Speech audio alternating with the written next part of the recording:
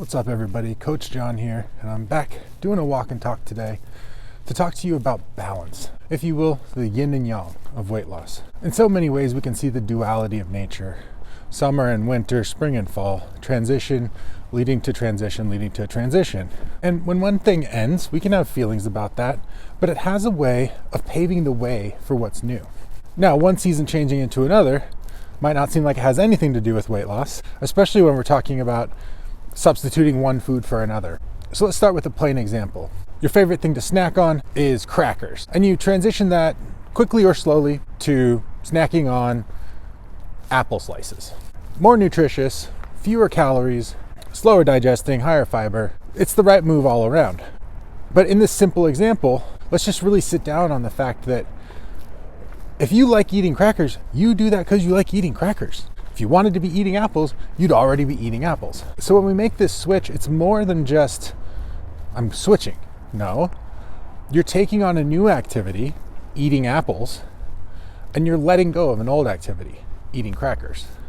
And we can't really overstate what a recipe for failure this can be. It can be incredibly challenging, especially when, let's face it, we're making transitions that are more difficult than going from crackers to apples. Apples in this case represent improvement. Letting go of crackers represents letting go of something that gave us comfort, tasted good, set off some good brain chemicals, even though the long-term cost wasn't worth what we got out of it. And these trades are all around us in life. It's easy to want freedom until you feel the fear of stepping out of the jail cell, because one person's jail cell is another person's castle. Every fortress is a prison, and every prison is a fortress, depending on how you look at it. And I think this is one of the core ways that anxiety affects us, is it gets us to use our freedom of choice to build prisons, to cut off options.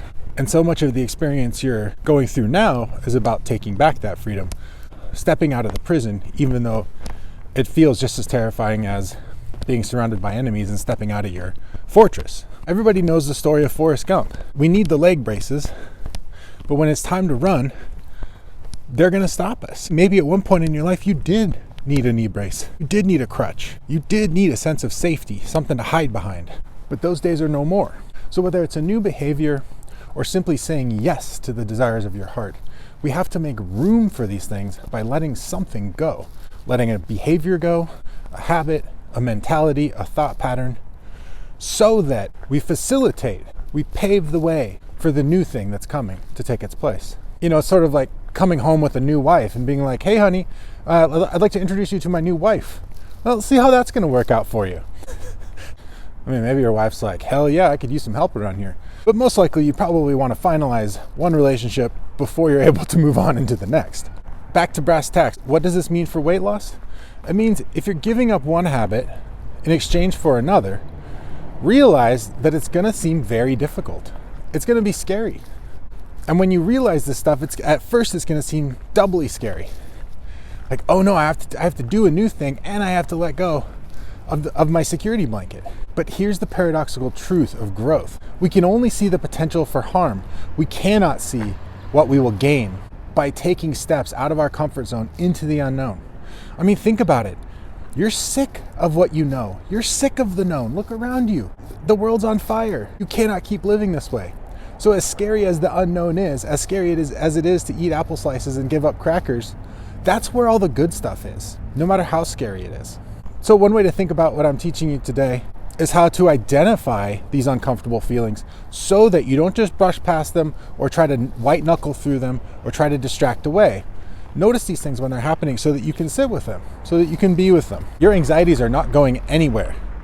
They're going into the unknown with you. So you have to be the context of safety in which we transport them and ourselves. I know, that might sound a little overly complicated, but in time, you'll see what I'm talking about. And realize that this stuff is paradoxical because it's actually by letting go that we make room for new things, that we invite new things. Think about it. I can't take a breath for the whole day. I can only take a breath that matches the capacity of what I'm able to exhale. Breathe in, breathe out. Breathe in, breathe out. We take in energy, we burn energy. The tide comes in, the tide goes out. The sun rises, the sun sets. What could be scarier than not having enough breath and yet You have let go of your breath like 3 million times in your life. Why? Because you're not overthinking it. And now I know some of you are overthinking it, so take a minute, breathe deep. Point is, there's an ebb and flow in all things. It's all around us in nature. So if you ever find yourself trying to white knuckle some of these changes, maybe take solace in the fact that all of nature operates on this principle. And that if you're in a loving relationship, the thing that probably set the context for that relationship at some point was another relationship falling apart. Things end so that better things can come through, as painful as those changes can be. And apart from drawing your attention to the fact that these things are happening and will happen almost every day in your journey, my hope is, in this weird video, to draw your attention to the hope and the future that lays just beyond that border between what you know and what is unknown, and to encourage you to take those steps when it feels right in your gut. Not to try to do it with courage or just, taking the leap or anything like that. Do it consciously, mindfully, trying to take as much of yourself with you as you can. And maybe that's just to say, to show yourself love. People tell us all the time to love ourselves. When you break it down, I spent years trying to figure out what the heck does that even mean? And I think that being willing to hold your anxieties and your fears of letting go, and to be willing to let go anyways because you know it's what your heart is telling you to do, I don't know, there's something powerful there that feels a lot like love.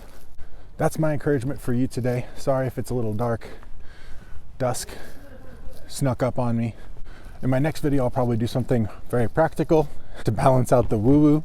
Till then, thanks for watching. Subscribe to the channel, throw me a like. If you appreciate this content, please let me know. I really appreciate your feedback.